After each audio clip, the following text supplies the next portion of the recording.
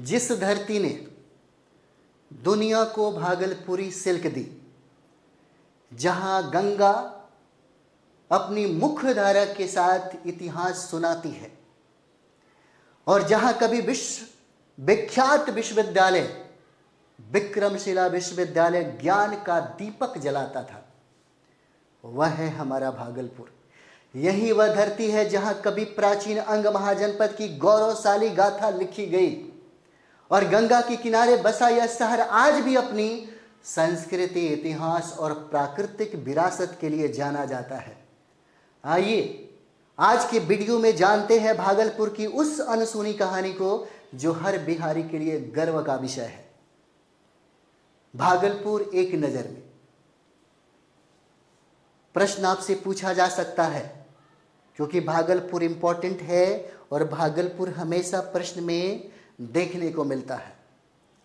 Current से related बातें भी हम लोग करेंगे और इसके पारंपरिक जो इतिहास, ज्योग्राफी, पॉलिटी जो भी है इसके बारे में हम लोग बात करेंगे। तो सबसे पहले आप देखिएगा, अगर प्रश्न पूछता है कि भागलपुर के साथ कौन कौन जिला साझा करता है, तो सबसे पहले देखिएगा यह है आपका खगड़िया जिला। खगड़िया के बाद आप देख सकते हैं मुंगेर हो जाएगा, मुंगेर, और मुंगेर के बाद यह बांका जिला है और बांका के बाद आप देख सकते हैं दक्षिण से यह झारखंड के साथ सीमा साझा करता है। कई बार ये भी प्रश्न पूछा। मधेपुरा है ना, मधेपुरा पूर्णिया के साथ सीमा साझा करता है और यह क्षेत्र जो है यह कटिहार हो जाएगा। इसको याद रखिएगा, मधेपुरा, पूर्णिया, खगड़िया, मुंगेर, बांका है ना, कटिहार जिलों के साथ सीमा साझा करता है। अगर राज्य पूछे तो यह झारखंड के साथ सीमा साझा करता है दक्षिण में। कौन सा? भागलपुर है। ठीक है, अब यहां पर देखिए इसी भागलपुर में दिगंबर जैन मंदिर है। दिगंबर जैन मंदिर आप लोग हो सकता है कहीं घूमे होंगे तो आपको ये बात पता होगा, है ना। यहीं पे TNB कॉलेज है भागलपुर में और विक्रमशिला विश्वविद्यालय की अवशेष भी यहीं पर है। और इसी विक्रमशिला विश्वविद्यालय की स्थापना पाल वंश के महान सम्राट धर्मपाल के द्वारा किया गया था, है ना, धर्मपाल के द्वारा किया गया था। नालंदा विश्वविद्यालय और यहाँ पे विक्रमशिला विश्वविद्यालय, देश विदेश के स्टूडेंट, विद्यार्थी जो है ये पढ़ने आते थे। यह शिक्षा का केंद्र था बिहार। भागलपुर इंजीनियरिंग कॉलेज कहाँ? भागलपुर में है। बिहार कृषि विश्वविद्यालय सबौर की अगर बात हम लोग करें यहाँ पे, तो सबौर भी यहीं पे एक बार पूछा हुआ प्रश्न है। तिलका मांझी विश्वविद्यालय कहाँ पे है? तो तिलका मांझी विश्वविद्यालय भी आपको कहाँ पे है? ये आपको हो जाएगा कहाँ? तो ये हो जाएगा भागलपुर में, है ना। और ये भारतीय सूचना प्रौद्योगिकी संस्थान कहाँ पे है? तो ये हो जाएगा भागलपुर में। भागलपुर को सिल्क सिटी के नाम से हम लोग जानते हैं। क्या कहा जाता है? सिल्क सिटी कहा जाता है। जैसे में प्रश्न पूछा जा सकता है कि बिहार का पहला बैडमिंटन अकादमी कहाँ खुला? बिहार का पहला बैडमिंटन अकादमी अगर पूछता है ना, बिहार का पहला बैडमिंटन अकादमी, है ना, तो बैडमिंटन अकादमी कहाँ पर है? बैडमिंटन अकादमी, है ना, खुला कहाँ पे? इसी कहाँ पे? भागलपुर में खुला। यह पूछा जा सकता है। यह बिहार का पहला, है ना, बैडमिंटन अकादमी है। बिहार का पहला जैविक हाट अगर पूछता है कि बिहार का पहला जैविक हाट बताइए, पहला जैविक हाट का स्थापना कहाँ पे हुआ, कहाँ खोला गया? तो इसी भागलपुर में खोला गया है ना। और बिहार का पहला कछुआ पुनर्वास केंद्र, ये इंपॉर्टेंट है, हो सकता है आपके एग्जाम में पूछे। बिहार का पहला कछुआ पुनर्वास केंद्र, है ना, पहला कछुआ, है ना जी, कछुआ पुनर्वास केंद्र जो है, पुनर्वास केंद्र कहाँ खोला गया? तो यहीं भागलपुर में खोला गया। सिल्क सिटी के नाम से हम लोग जानते हैं, है ना। बिहार का पहला बर्ड रिंगिंग स्टेशन भी भागलपुर में खुला। यह पूछा हुआ प्रश्न है ना। बिहार में पहला, तो पहला क्या? बर्ड रिंगिंग स्टेशन, बर्ड, है ना, रिंगिंग स्टेशन कहाँ पे खुला? तो ये खुला है आपको कहाँ पे? भागलपुर में खुला है ना, बिहार का पहला। और यहीं पर इसी भागलपुर में नटखट साइंस लैब की स्थापना हुई। नटखट साइंस लैब की स्थापना याद रखिएगा, नटखट साइंस लैब की स्थापना, है ना, नटखट साइंस लैब की स्थापना कहाँ पर किया गया था? इसी भागलपुर में किया गया था। देश का पहला कृषि हैकाथॉन जिसके बारे में मैंने कहा कि सबौर भी यहीं पर है। पूछा गया प्रश्न है कि सबौर किस जिला में? तो भागलपुर में। तो देश का पहला कृषि हैकाथॉन जो है ना, कृषि हैकाथॉन कहां पर? तो ये हो जाएगा सबौर, और सबौर कहां पर है? तो भागलपुर में हो जाता है। राज्य का दूसरा डॉल्फिन रिसर्च सेंटर कहां पर खुला? राज्य का दूसरा कह रहे हैं, तो पहला रिसर्च सेंटर पटना में है ना, डॉल्फिन रिसर्च सेंटर। पहला डॉल्फिन रिसर्च सेंटर की अगर बात करें तो पहला डॉल्फिन रिसर्च सेंटर कहाँ पे? पटना में। तो प्रश्न पूछता है कि राज्य का दूसरा डॉल्फिन रिसर्च सेंटर कहाँ पे है ना, डॉल्फिन रिसर्च सेंटर, डॉल्फिन है ना, डॉल्फिन रिसर्च सेंटर है ना, रिसर्च सेंटर कहाँ पर खुला? तो ये रिसर्च सेंटर खुला है कहाँ? भागलपुर में खोला गया, भागलपुर में खोला गया है ना। पीरपैंती का नाम आप लोग जानते होंगे। पीरपैंती में 2400 मेगावाट का ताप विद्युत संयंत्र की स्थापना किया गया है ना, पीरपैंती में।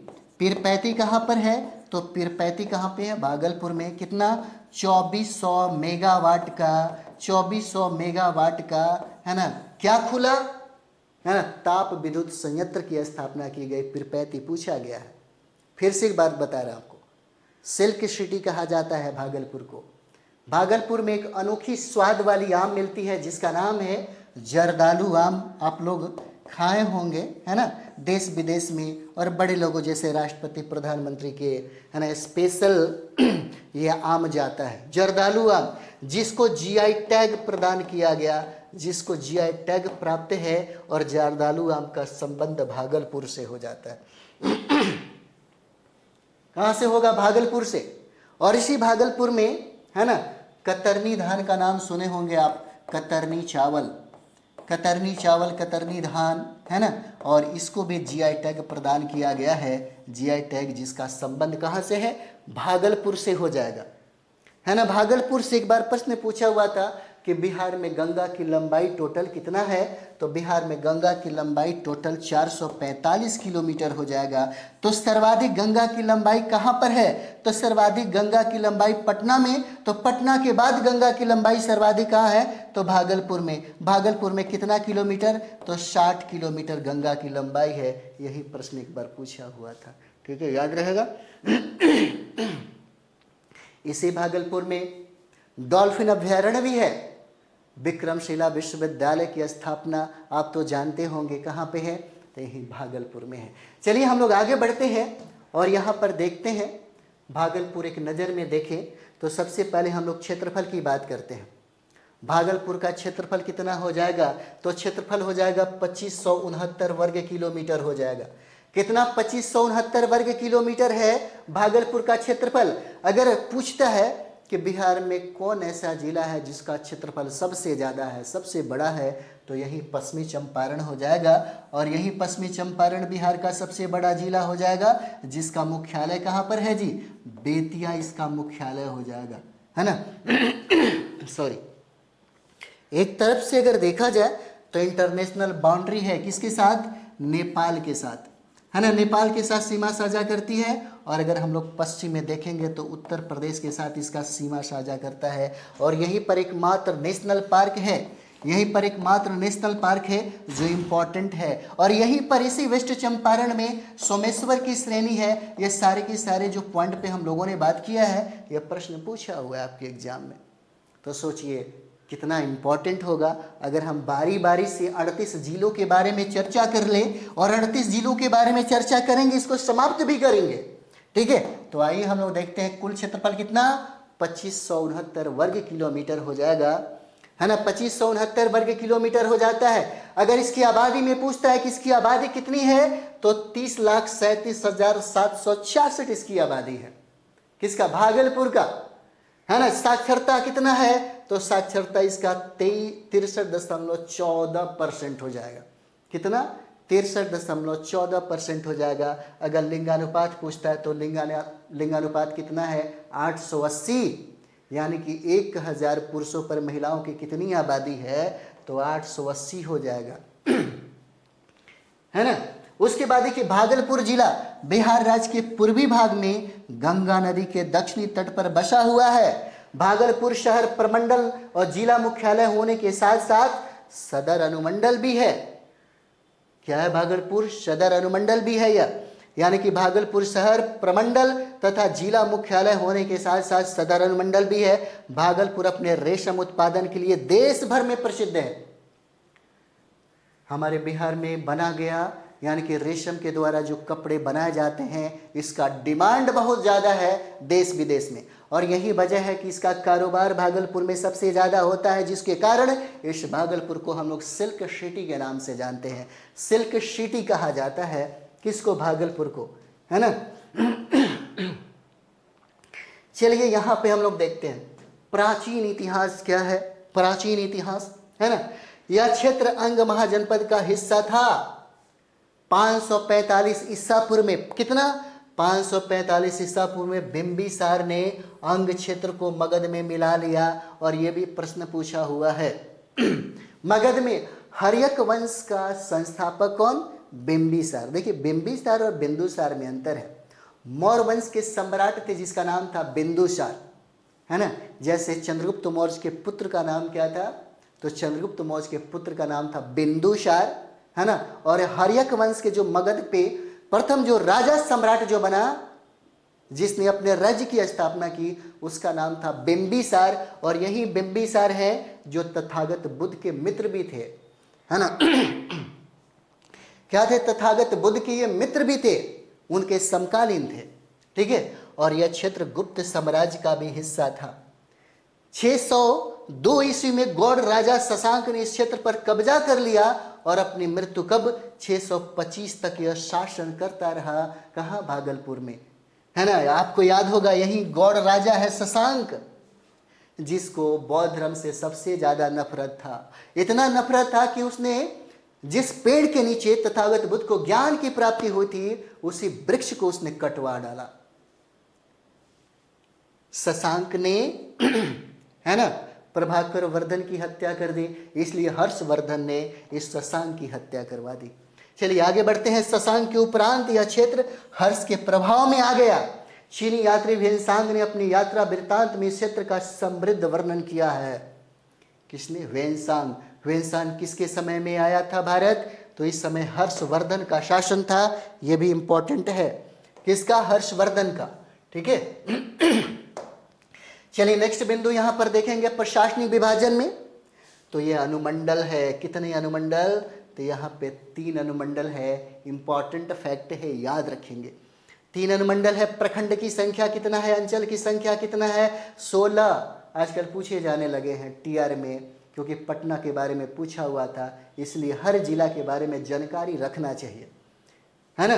कस्बों की संख्या कितना है? 4 है। गांव की संख्या 1515 हो जाएगा, और पुलिस थानों की संख्या कितना है? तो 41 हो जाता है। लोकसभा निर्वाचन क्षेत्र कितना है? लोकसभा निर्वाचन क्षेत्र 1 है, और विधानसभा निर्वाचन क्षेत्र भागलपुर में कितना है? तो 7 हो जाएगा। कितना? 7, है ना। 2011 जनगणना के अनुसार अगर जनघनत्व की बात किया जाए, है ना, जनघनत्व इसका कितना होगा? 1182 व्यक्ति प्रति वर्ग किलोमीटर है। किसका? भागलपुर का। भागलपुर का जनसंख्या घनत्व कितना हो जाएगा? तो जनसंख्या घनत्व 1182 व्यक्ति प्रति वर्ग किलोमीटर है। शिशु लिंगानुपात अगर पूछे तो 938 हो जाएगा। और 10 की जनसंख्या वृद्धि दर अगर पूछता है, क्योंकि 10 सालों में 10 की वृद्धि दर निकाला जाता है, कितना? 25.36% हो जाएगा। अनुसूचित जाति की आबादी यहाँ पर कितना है? तो 10.49% है ना। अनुसूचित जाति के बारे में पूछता है, यानी कि अगर देखा जाए तो हमारे बिहार में अनुसूचित जातियों की संख्या सबसे ज़्यादा आबादी कहाँ पर है? तो यही है गया। गया में इसकी आबादी सबसे ज़्यादा है ना। सबसे ज़्यादा आबादी है कहाँ पे? गया में। अनुसूचित जाति की आबादी प्रतिशत भी कहिए तो सर्वाधिक यही गया में, जहाँ पे सबसे ज़्यादा गर्मी और सबसे ज़्यादा ठंडी पड़ता है। और तथागत बुद्ध को इसी बोध गया में ज्ञान की प्राप्ति हुई थी। अनुसूचित जाति की आबादी कितना प्रतिशत है भागलपुर में? तो 10.49%, और अनुसूचित जनजाति की अगर बात कर दिया जाए तो 2.21% हो जाता है। स्वास्थ्य सुविधाएं भी देखा जा सकता है यहाँ पे सॉरी, यहाँ पे सरकारी स्वास्थ्य केंद्र कितना है, 17, जिला सदर अस्पताल सहित की बात करते हैं। प्रमुख फसल यहाँ पर क्या है भाई, प्रमुख फसल तो चावल है, गेहूं है, मक्का है, जौ है और तिलहन हो जाता है। कहाँ, भागलपुर की प्रमुख फसल ये हो जाता है आपका प्रमुख फसल। ठीक है, चलिए भागलपुर यहाँ पर देखेंगे दर्शनीय स्थल में, तो दर्शनीय स्थल में आप देख सकते हैं विक्रमशिला विश्वविद्यालय के अवशेष, है ना, विक्रमशिला विश्वविद्यालय के अवशेष यानी कि प्राचीन नालंदा विश्वविद्यालय के समतुल्य इसका निर्माण पाल वंश के शासक धर्मपाल ने कब 770 से लेकर 810 ईस्वी में कराया था। यह अंतिचक गांव में स्थित है। अंतिचक पूछा गया सवाल है, कहाँ पे है, तो भागलपुर में है। विक्रमशिला विश्वविद्यालय की स्थापना कहाँ पे किया गया, तो ये किया गया भागलपुर में। इसकी स्थापना किसके द्वारा किया गया, पाल वंश के महान सम्राट ने किया, जिसका नाम है धर्मपाल। इन्हीं के समय में, है ना, जो बार बार आपके मेंस में सवाल पूछता है कि पाल कला के, है ना, प्रमुख विशेषताओं का वर्णन करे, सिविल सर्विस में पूछता है, तो यही पाल सम्राटों ने। ठीक है, मंदार पहाड़ी भी यहीं पर है, चंपापुर दिगंबर जैन क्षेत्र भी यहीं पर है, चंपापुर दिगंबर जैन क्षेत्र भी यहीं पर है, और तिलका माझी चौक जो है, जो बहुत ही प्रसिद्ध है, यहीं पर है, और महर्षि मेही आश्रम भी यहीं पर है। महर्षि मेही आश्रम भी कहाँ पे है, तो यहीं पर है ना। तो हम लोगों ने बात किया किसका, भागलपुर का। अगला हमारा जो वीडियो होगा वैशाली के संदर्भ में होगा, तो चलिए हम लोग वैशाली को पढ़ेंगे नेक्स्ट वीडियो में। थैंक यू वेरी मच आप सभी लोगों का।